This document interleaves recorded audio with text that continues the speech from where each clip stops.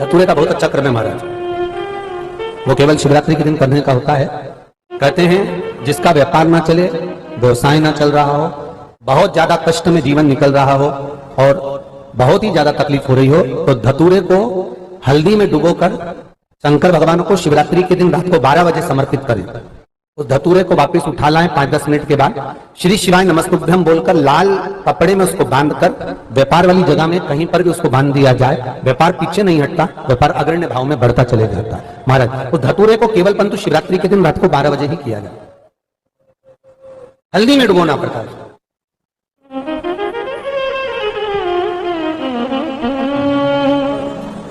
यही प्रमाण एक क्रम में और है महाराज जी। लिंग पुराण कहती है, मान लो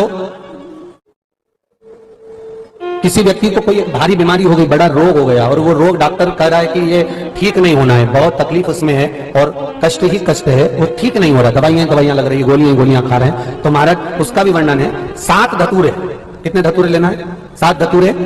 कोई सी भी शिवरात्रि से मतलब महीने में एक बार शिवरात्रि आती है, प्रत्येक महीने आती है। किसी भी शिवरात्रि के दिन 7 धतूरे लेकर एक धतूरे में मूली, लच्छा, नाड़ा लपेटकर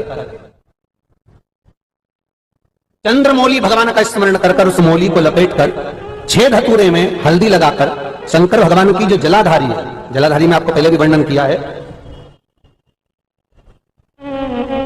शंकर भगवान का ये शिवलिंग है, ये जलाधारी है, ये भगवान का जल निकलने का स्रोत, चरणारविंद का भाव।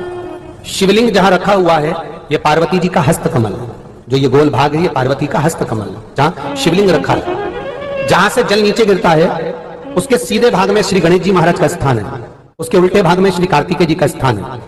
जलाधारी के सामने एक मोटी सी लाइन होती है, कहीं सांप बना होता है, कहीं स्थान बना होता है। जो मोटी सी लाइन है ये शंकर भगवान की सबसे छोटी लड़की अशोक सुंदरी का स्थान है।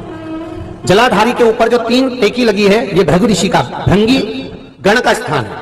इसके ऊपर जो कलश है, कलश में जो पानी भरा जाता है वो पानी जो बूंद बूंद नीचे गिरता है, ये शंकर भगवान की 5 लड़कियों का स्थान है। जया, विषहरा, सामरीबारी, धोतली और देव, ये 5 लड़कियों का स्थान है। शंकर भगवान का संपूर्ण परिवार शिवलिंग के सामने से जहां से जल चालू होता है गिरने के लिए नीचे की ओर जब जल जाता है, उस स्थान पर भगवान शंकर के सारे गणों का स्थान है।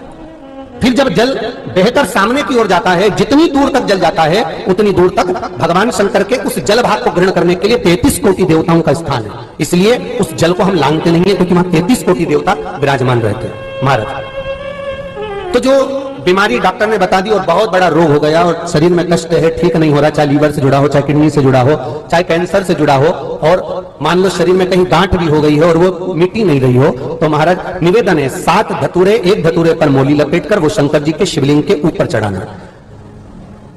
6 धतूरे, उसमें से एक धतूरा भगवान श्री गणेश जी का स्थान, दूसरा धतूरा श्री कार्तिकेय जी का स्थान, तीसरा धतूरा अशोक सुंदरी का स्थान। महाराज शंकर भगवान की जगदम्बा जी के हस्त कमल के ऊपर एक धतूरा, 5, एक धतूरा जहां से जल नीचे की ओर बहकर जा रहा हो, पानी जिस जगह से नीचे गिर रहा हो बिल्कुल वहीं पर एक धतूरा चढ़ा देना है। उस धतूरे को चढ़ाने के बाद वो धतूरा वापस लेकर आना है।